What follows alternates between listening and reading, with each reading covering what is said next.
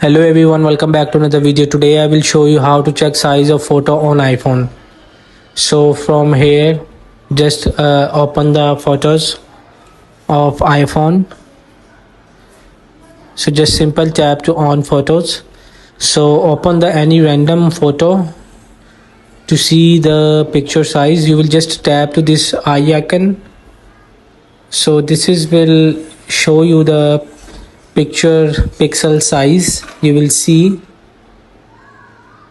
your telephoto camera, and the next you will see the size of photo. So you can also put another, and you will just again tap to this eye icon, and you will see, you will find the picture size on photo.